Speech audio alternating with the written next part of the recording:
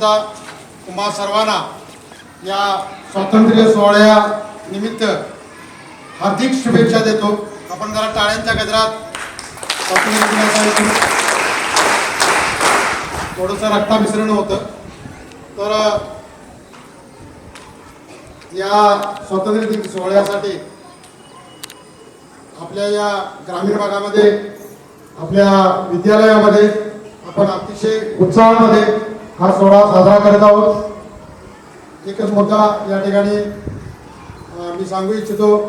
माननीय श्री लक्ष्मण शेठ कोकरे यांनी आता तुम्हाला सांगितलं की आपण सर्व 11-12वीचे विद्यार्थी असो किंवा माध्यमिकचे विद्यार्थी असो, वाचनाचा जो संकल्प आहे, आपण कितीही ग्रामीण भागामध्ये कितीही डोंगराळ भागामध्ये असलं तरी सुद्धा आपण वाचन हे प्रचंड केलं पाहिजे, वाचनाचा ध्यास असला पाहिजे। आता तर हल्लीच्या या अलीकडच्या 5 वर्षाच्या कालावधीमध्ये वाचन सर्वांचंच बंद झालेलं आहे आणि त्यामुळं आणि त्याची जागा मोबाईलने घेतलेली आहे। त्यामुळे जी विचार मंथन व्हावं लागतं मेंदूमध्ये ते प्रकर्षानं होत नाही। आपल्या रत्नागिरीचे विदा सावरकर, लोकमान्य टिळक, आपण पुन्हा चुकीची माहिती बातम्यामध्ये सांगतो।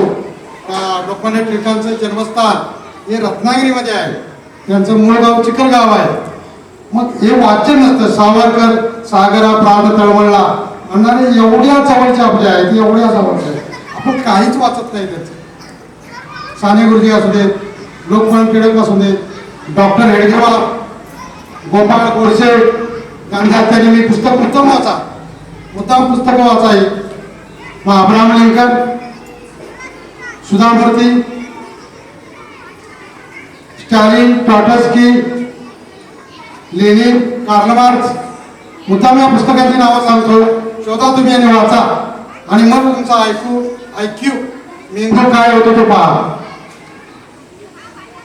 नेपोलियन, हिटलर, देशाची आणि जगाची जी वाटचाल झाली आहे, या महान लोकांनी विचार मंथन केलेलं आहे, विचार बनवलेले आहेत। मी मुद्दाम उदाहरण एकच सांगतो की नेपोलियन ज्यावेळी वाटोळी याने पराभव झाला, तत्पूर्वी नेपोलियनचं सैन्य हे डोंगराच्या खालच्या बाजूला होतं आणि बहुराष्ट्रीय सेना ही वरच्या बाजूला होती।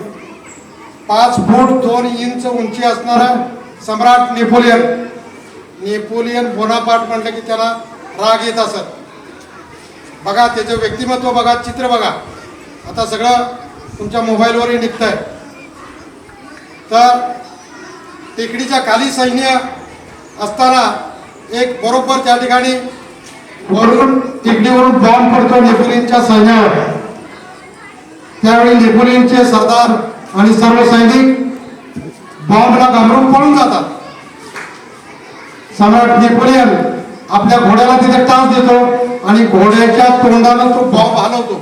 आता सगळे पूर्वीचे बॉम्ब ते छोटे होते, म्हणजे त्यावेळी ते मोठे होते। एखादी सैन्याची तुकडी त्या बॉम्बनं सहज उडवली असती, परंतु नेपोलियननं आपल्या घोड्याच्या तोंडाला तो बॉम्ब हलवला आणि तिथे तो बॉम्ब उडाला आणि नेपोलियन त्यामुळे सर्व सैन्य परत त्या ठिकाणी आलं आणि त्याने लढाई सुरू केली।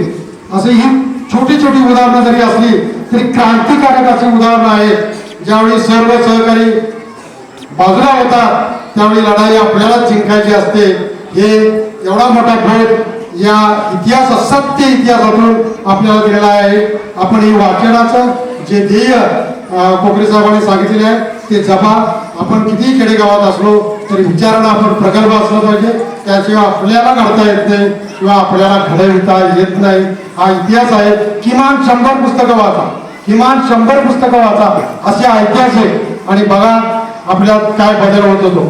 पुन्हा एकदा मी तुम्हा सर्वांना प्रशालेच्या वतीनं, माझ्या सर्व संस्था पदाधिकाऱ्यांच्या वतीनं या स्वातंत्र्य दिनाच्या शुभेच्छा देतो आणि या ठिकाणी थांबतो। जय हिंद, जय भारत।